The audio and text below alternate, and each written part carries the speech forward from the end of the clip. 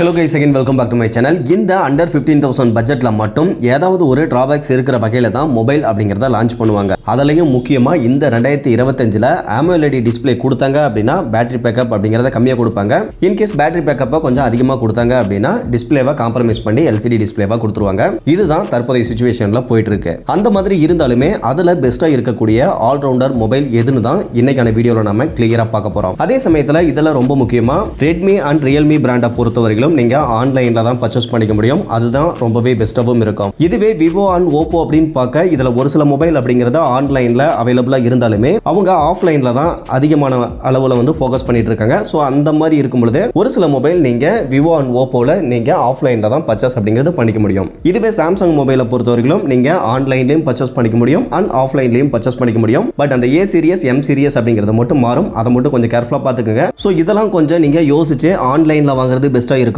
இல்ல ஆஃப்லைன்ல வாங்குறது பெஸ்டா இருக்குமா அப்படிங்கறத டிசைட் பண்ணிக்கங்க. ஓகே गाइस, பட் இந்த லிஸ்ட்லாம் பார்க்கிறதுக்கு முன்னாடி நீங்க இன்னும் நம்ம சேனலை சப்ஸ்கிரைப் பண்ணல அப்படினா மறக்காம சப்ஸ்கிரைப் பண்ணிருங்க. நாம இப்போதான் இந்த சேனல் அப்படிங்கறத ஸ்டார்ட் பண்ணிருக்கோம். சோ நீங்க சப்ஸ்கிரைப் பண்றதா எங்களுக்கு ஒரு மோட்டிவேஷனாவும் இருக்கும். and அடுத்த வீடியோ இன்னும் கொஞ்சம் நல்லாவும் மேக் பண்ண முடியும். சோ மறக்காம சேனலை சப்ஸ்கிரைப் பண்ணிக்கங்க.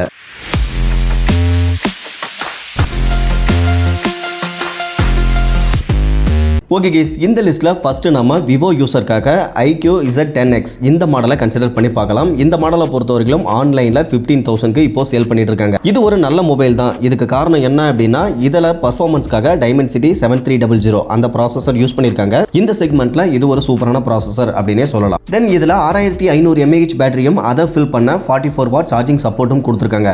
அடுத்து 50 மெகா பிக்சல் Sony மெயின் கேமராவும் 8 மெகா பிக்சல் செல்ஃபி கேமராவும் கொடுத்திருக்காங்க. இதுல ரொம்ப முக்கியமா இந்த பட்ஜெட்ல UFS 3.1 ஸ்டோரேஜ் டைப் அப்படிங்கிறதுமே கொடுத்திருக்காங்க. சோ ஓவராலா பாத்தீங்க அப்படினா இந்த மொபைலை பொறுத்தவரையிலும் பெர்ஃபார்மன்ஸ், பேட்டரி, கேமராவுக்கு ரொம்பவே பெஸ்டான மொபைலா இருக்கும். பட் இதுல இருக்கக்கூடிய ஒரு சின்ன டிராபேக் அப்படின்னு பார்க்க இதுல LCD டிஸ்ப்ளே தான் கொடுத்திருக்காங்க. அது ஒன்னு மட்டும் இதுல இருக்கக்கூடிய ஒரு டிராபேக்காவும் இருக்கு.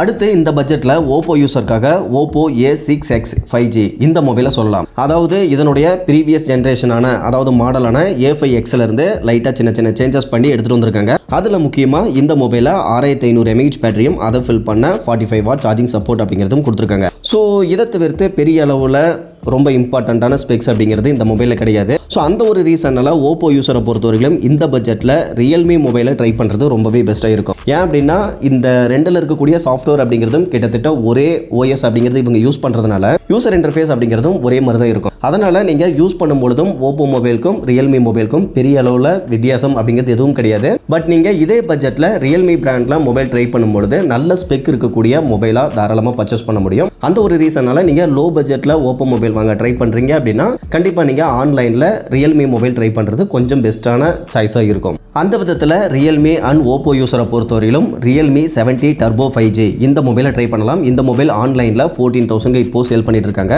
இதுல OLED டிஸ்ப்ளே கொடுத்திருக்கிறதுனால in display fingerprint sensor அப்படிங்கிறதுமே வந்துடும். தென் பர்ஃபார்மன்ஸ்க்கு Dimensity 7300 எனர்ஜி ப்ராசஸர் அப்படிங்கிறதும் யூஸ் பண்ணிருக்காங்க. தென் முக்கியமா இந்த மொபைல்லையும் UFS 3.1 ஸ்டோரேஜ் டைப் தான் கொடுத்திருக்காங்க. தென் இதுல 50 மெகா பிக்சல் மெயின் கேமராவும் 16 மெகா பிக்சல் செல்ஃபி கேமராவும் கொடுத்திருக்காங்க. ஸோ டிஸ்பிளே, பர்ஃபார்மன்ஸ், கேமரா இந்த மூணுக்குமே இந்த மொபைல் ஒரு பெஸ்டான சாய்ஸாக இருக்கும். பட் இருந்தாலும் இதில் 5000 mAh பேட்டரி தான் கொடுத்துருக்காங்க.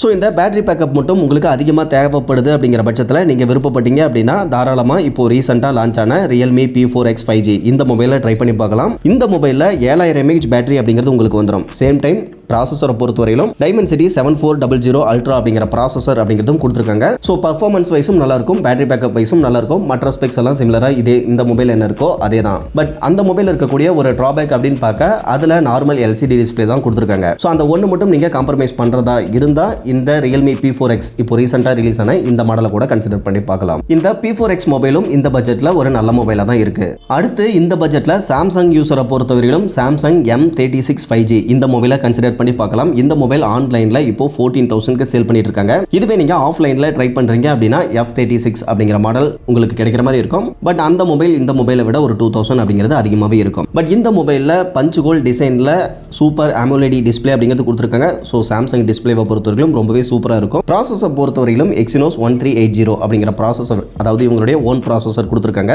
இந்த மொபைலை பொறுத்தவரையிலும் ஒரு பேசிக் யூசேஜ்க்கு ஜஸ்ட் ஓகேவா இருக்கும். தென் 50 mega pixel plus 8 mega pixel இருக்கக்கூடிய ரியர் கேமராவும் கொடுத்துருக்காங்க. ஃப்ரண்ட்ல 13 மெகா பிக்சல் இருக்கக்கூடிய செல்ஃபி கேமராவும் கொடுத்துருக்காங்க. இந்த பட்ஜெட்ல இந்த மொபைலை பொறுத்தவரை பொறுத்தவரையிலும் ஒரு பெஸ்ட்டான கேமரா மொபைலாக கண்டிப்பாக இருக்கும். அடுத்து இந்த மொபைலில் 5000 mAh பேட்டரி அப்படிங்கிறதும் கொடுத்துருக்காங்க. அதை ஃபில் பண்ண 25 வாட் சார்ஜிங் சப்போர்ட் அப்படிங்கிறது கொடுத்துருக்காங்க. பட் சார்ஜர் பாக்ஸில் இருக்காது, அதை கொஞ்சம் நோட் பண்ணிக்கோங்க. பட் இருந்தாலும் இந்த சாம்சங் மொபைலில் இருக்கக்கூடிய ஒரு பெரிய ப்ளஸ் என்னன்னு பார்க்க, இதில் 6 வருஷத்துக்கான OS அப்டேட் அப்படிங்கிறது உங்களுக்கு கிடைக்கும். பட் மற்ற பிராண்டில் எல்லாமே பார்த்தீங்கன்னா 1 வருஷம் அப்படி இல்லைனா 2 வருஷம் தான் OS அப்டேட் அப்படிங்கிறது கொடுப்பாங்க. பட் இந்த மொபைலில் 6 வருஷம் OS அப்டேட் கொடுக்கிறது ஒரு பெரிய ப்ளஸ்ஸாக சாம்சங்கில் இருக்கு. ஸோ சாம்சங் யூசருக்கு இந்த M36 5G மொபைல் கண்டிப்பாக ஒரு பெஸ்ட் சாய்ஸாகவே இருக்கும். அடுத்து லாஸ்ட்டாக ரெட்மி யூசருக்காக இந்த பட்ஜெட்டில் Note 14 SE அப்படி இல்லைனா Poco M7 Pro இந்த மொபைலை கன்சிடர் பண்ணலாம். ரெண்டும் சிமிலராக ஒரே ஸ்பெக்ஸ் தான். பட் இருந்தாலும் இந்த Note 14 SEயில் ஒரு நல்ல AMOLED டிஸ்பிளே அப்படிங்கிறதும் கொடுத்துருக்காங்க. பர்ஃபார்மன்ஸ்க்கு Dimensity 7024 கொடுத்துருக்காங்க. ஸோ பர்ஃபார்மன்ஸ் வைஸும் இந்த மொபைல் நல்லா இருக்கும். மற்றபடி 108 mega pixel plus 8 mega pixel இருக்கக்கூடிய மெயின் கேமராவும் 20 மெகா பிக்சல் இருக்கக்கூடிய செல்ஃபி கேமராவும் கொடுத்துருக்காங்க.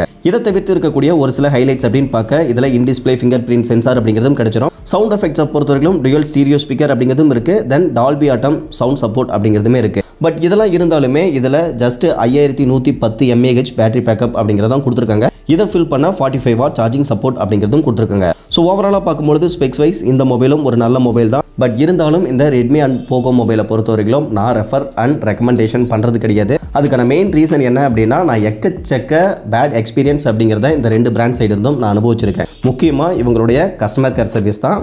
ஸோ நியரில் இருக்கக்கூடிய சர்வீஸ் சென்டர் போனோம் அப்படின்னாலும் நமக்கான மரியாதை அப்படிங்கிறது சுத்தமாகவே இருக்காது. ஸோ அந்த ஒரு ரீசனால் இந்த பிராண்டை பொறுத்தவரையிலும் கொஞ்சம் யோசித்து நீங்கள் ட்ரை பண்ணுறது ரொம்பவே பெஸ்ட்டாக இருக்கும்.